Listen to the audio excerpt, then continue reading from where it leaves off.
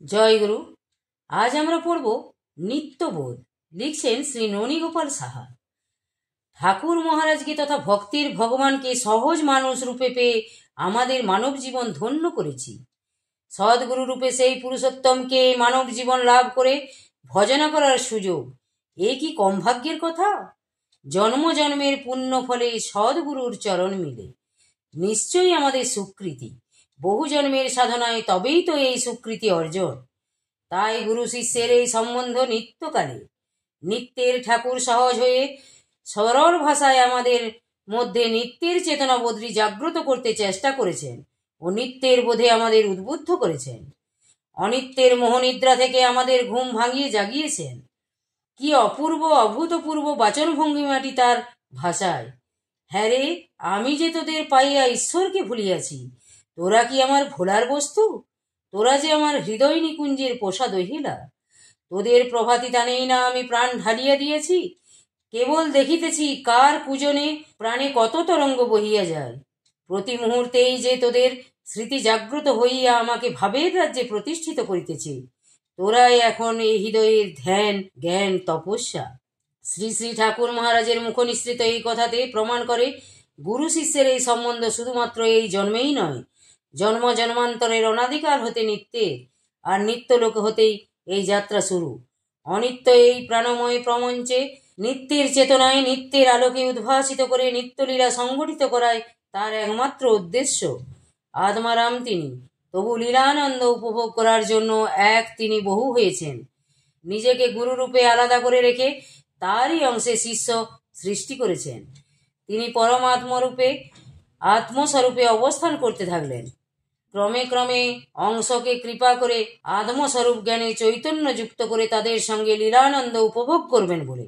কৃষ্ণের অনন্ত শক্তি তাতে তিন প্রধান: চিৎশক্তি, মায়া শক্তি, জীব শক্তি নাম। অন্তরঙ্গা বহিরঙ্গা তটস্থা কহিজারে, অন্তরঙ্গা স্বরূপ শক্তি সবার উপরে। সচ্চিৎ আনন্দময় কৃষ্ণের স্বরূপ, অতএব স্বরূপ শক্তি হয় তিন রূপ। আনন্দাংশে হ্লাদিনী, সদংশে সন্ধিনী, চিদংশে মমিত্ব যারে জ্ঞান করি মানি। কৃষ্ণকে আহ্লাদে তাতে নাম হ্লাদিনী, সেই শক্তিধারা সুখ আস্বাদে আপনি। জগতে গুরু শিষ্যের লীলানন্দের একটা দৃষ্টান্ত স্থাপন করে যাবেন, এটা তার একমাত্র মহৎ উদ্দেশ্য। আর এই মহৎ উদ্দেশ্য সাধনের নিমিত্ত তিনি তার পার্ষদ শিষ্যদের ধরায় নামিয়ে এনেছেন। নিজ মুখে এই কথা ব্যক্ত করেছেন, আমি তোমাদের নিয়ে এক মহৎ সংকল্প করিয়াছি। জগদ্ধিতায় এই মহান যজ্ঞে তোমরা আমার প্রকাশ শক্তি হও। জগতে তোমাদের নিত্যের চেতনায় উদ্বুদ্ধ ও আলোকিত করাই আমার উদ্দেশ্য। তোমাদের নিয়ে আমি যে আনন্দ উপভোগ করিব জগতে, তাহার স্বাক্ষর থাকিয়া যাইবে। কারণ অনিত্যের জগতে নিত্যের ছবি ফুটে উঠবে। নিত্যলোক বা ভাবলোক সম্বন্ধে সদ্গুরু শ্রী শ্রী ঠাকুর নিগমানন্দ দেব এই চিত্রটি তুলে ধরেছেন। চিন্ময় দেহ, চিন্ময় গেহ, চিন্ময় ধাম, এখানে সবই চিন্ময়। তত্ত্ব তো বুঝে নিতে হবে।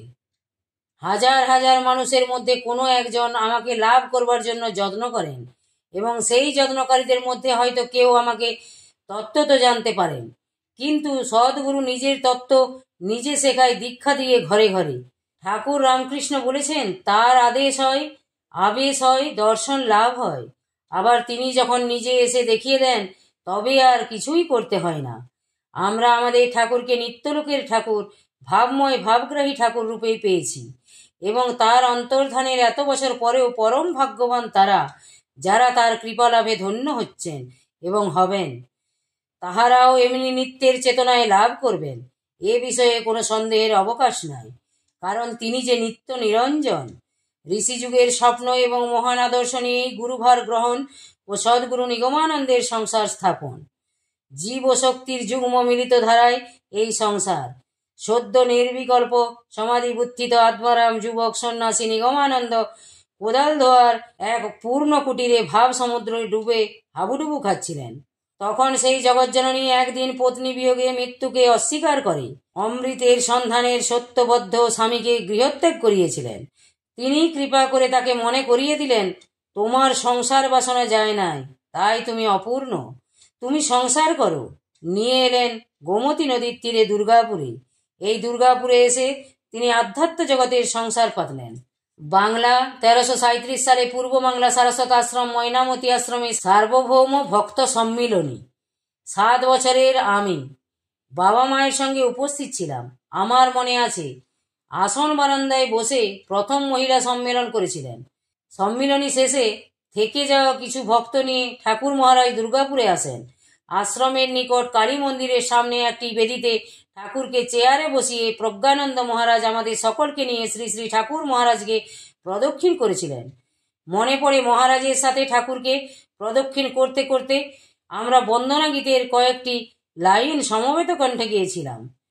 জয় জয় সদ্গুরু নিগমার্থ কল্পতরু, ধর্ম কর্ম দর্শিত সার, গুরু সত্য সেবা সত্য, গুরু নাম ব্রহ্মতত্ত্ব, গুরু হলেন ভবকর্ণধার। লাইন কয়টির মর্ম তখন বুঝি নাই, এখন বুঝি। ত্রিকালদর্শী মহাপুরুষেরা পূর্ব স্মৃতি নিয়ে এসে সেই স্মৃতি বিজড়িত স্থানগুলি চিহ্নিত করে দেন। এভাবেই পরবর্তীকালে শ্রীধাম ও স্থান মাহাত্ম্য প্রচারিত হয়। এইখানে বসে শ্রী শ্রী ঠাকুর মহারাজ ভক্তদের তার পূর্বজীবনের স্মৃতি ব্রহ্মানন্দগিরির জীবন কাহিনী শুনিয়েছিলেন। ভক্ত ঈশ্বর হরপ্রসাদ রায়, ঈশ্বর সুরেন্দ্র মোহন দাশগুপ্ত, ঈশ্বর মদন গোপাল মুখার্জিরা শ্রোতা ছিলেন। পরবর্তীকালে মদন গোপাল মুখার্জি ব্রহ্মানন্দগিরির জীবনী প্রকাশ করেন। ঠাকুরের নির্দেশ ছিল উনি সশরীরে থাকতে যেন এই কথা প্রকাশ না পায়। জ্ঞান ও প্রেমের মিলিত ধারায় শঙ্কর গৌরাঙ্গের যুগ্ম প্রতিমূর্তি নিত্যলোকের ভাব নিয়ে প্রকাশিত হলেন সমন্বয়বাদের নবসূর্য প্রেমের ঠাকুর সদ্গুরু শ্রী শ্রী নিগমানন্দ সরস্বতী পরমহংসদেব। দেশের তখনকার সামাজিক পরিস্থিতিতে তার আবির্ভাবের অত্যন্ত প্রয়োজন ছিল। তাই প্রত্যন্ত গ্রাম দুর্গাপুরে তার লীলা সঙ্গী পার্ষদরা ক্রমে একে একে জুটে গেল। শুরু হলো তার আধ্যাত্ম জগতের কর্মযজ্ঞের অনুষ্ঠান। খুব অল্প দিনেই বুঝতে পারলেন এই স্বল্প স্থানে তার মনের ইচ্ছা রূপ দিতে পারবেন না। অনুকূল স্থান এবং পরিবেশ চাই। চলে এলেন সুদূর দুর্গম আসামে। মনে বনে কোণে পশুরাম কুণ্ডের নিকট ব্রহ্মপুত্রের অববাহিকায় কামরূপ কামাখ্যার উত্তরে শিবসাগর জেলার জোরহাট শহর থেকে 10-12 মাইল দূরে কোকিলামুখ গ্রামে নিজের পয়সায় কিনে নিয়ে সেই জমিতে শান্তি আশ্রম নাম দিয়ে নিজেই ধ্বজা পুঁতে দিলেন। সূচনা হলো ভাবিকালের আসাম বঙ্গীয় সারস্বত মঠের। স্থাপিত হলো গুরু ব্রহ্মের আসন। ভাবিকালের শক্তিকূট পেয়ে গেল তার আপন অংশের আত্মজন।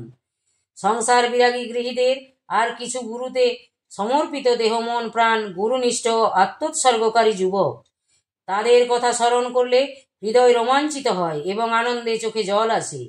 প্রতিনিয়ত তাদের মধ্যে যেন এই কথাই প্রতিধ্বনিত হয়, এসো এসো গুরু আজিকে তোমার, ধোয়াই চরণ দিয়ে অশ্রুধার, রাঙা পদে ঢালি প্রেম ফুলভার, প্রধানী ভগতি চন্দন, জয়তু জয় নিগমানন্দ জগত জনবন্দন। অব্যক্তকে ব্যক্ত করায় মহাপুরুষের কর্ম ও ধর্ম। নিত্যলোকের স্বপ্ন ও সংকল্প নিয়ে অনিত্য এই জগতে নিত্যলীলা সংগঠিত করবেন, উপভোগ করবেন এবং নিত্যানন্দ বিতরণ করবেন। আর নিত্যের একটা ভাবচিত্র জগতে উদাহরণ হিসাবে রেখে যাবেন। এটাই ছিল ভাবময় ঠাকুর মহারাজের ইচ্ছা। মহাপুরুষের মহৎ সংকল্পে কি না হয়। অদৃষ্টপূর্ব কর্ম সকল অভূতভাবে সফল হতে লাগলো। তার সন্তানদের মঠ স্থাপনের আদর্শে ও আধ্যাত্ম জগতের প্রথম সোপান মনুষ্যত্বে প্রতিষ্ঠিত করতে সৎশিক্ষা বিস্তার, অসাম্প্রদায়িকভাবে সনাতন ধর্মের প্রচার, আর্তক্লিষ্ট দরিদ্র নারায়ণের সেবার মাধ্যমে জ্ঞানের আলো ছড়িয়ে দেওয়াই ছিল তার অন্তরের শুদ্ধ সংকল্প। উত্তর দক্ষিণ পূর্ব পশ্চিম ও মধ্য বাংলার 5টি বিভাগে 5টি আশ্রম প্রতিষ্ঠিত করেন। প্রথম প্রকাশিত পুস্তক যোগী গুরু, আর তাতেই আকৃষ্ট হয়ে অনেকেরই আগমন। জ্ঞানী গুরু ব্রহ্মচর্য সাধন, তান্ত্রিক গুরু প্রেমিক গুরু প্রকাশ, তার দর্শনের বিস্তার। সহায় সম্বরহীন ত্যাগী অসম্ভবকে সম্ভব করেছিলেন একান্ত চেষ্টায় জগতের মঙ্গলের জন্য। তার জ্ঞান বিস্তারের লক্ষ্যে প্রাচীন ভারতের ঋষিকুলকে আদর্শ করেছিলেন, কারণ ঋষি যুগের প্রত্যাবর্তন ছাড়া ভারতের আধ্যাত্মিক উন্নতির সম্ভাবনা নাই। সেই পরিপ্রেক্ষিতে ব্রহ্মচর্যই হলো আদর্শ জীবন গঠনের মূল ভিত। তাই ব্রহ্মচর্য, গার্হস্থ, বানপ্রস্থ, সন্ন্যাস এই চতুরাশ্রমের কথা সবাইকে শোনালেন। ভোগের মধ্যে ডুবে গিয়ে স্মৃতিকে হারিয়ে না ফেলে স্মৃতিকে ধরে রেখে নিত্য চেতনায় আনন্দ জীবন লাভ। জ্ঞান ও প্রেমের মিলিত ধারায় ত্যাগী ও প্রেমিককে একই সূত্রে বেঁধে নিলেন। হলো গৃহী ও সন্ন্যাসীর মহামিলন। জ্ঞানী শিক্ষক দ্বারা পরিচালিত ঋষি বিদ্যালয় স্থাপন করলেন মঠে। 12 বছরের কম বয়সী বালক সহ বয়স্কদেরও স্থান হলো। আরম্ভ হলো ব্রহ্মচর্যাশ্রম।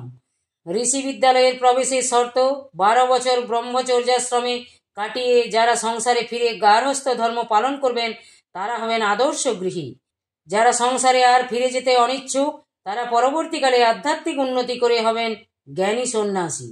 তারা সংসারের ত্রিতাপ জ্বালায় জর্জরিত মানুষকে নিরাশ প্রাণে আশার বাণী শোনাবেন, দিবেন নিত্যের চেতনবোধ। ব্রহ্মচর্যই হল ব্রহ্মজ্ঞান লাভের প্রথম সোপান।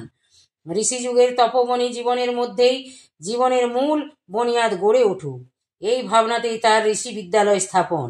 নিত্যের মধুরতায় জীবন সঞ্জীবিত হোক, তাই মঠ আশ্রমকে নন্দনকাননে সজ্জিত করা। এখনকার পারিজাত সুরধ্বনি কামধেনু আর সামগীতিতে নিত্য চৈতন্য মানসপটে উদ্ভাসিত হবে, ইহাই ছিল ঠাকুর মহারাজের ভাবনা। কারণ এই ঋষি বিদ্যালয়ের ছাত্ররাই একদিন পরিবার, সমাজ ও রাষ্ট্রের উপযুক্ত পরিচালক হবে। ত্যাগী ও গৃহীর দুটি ধারাকে একত্রে সংযুক্ত করেছিলেন ঠাকুর মহারাজ।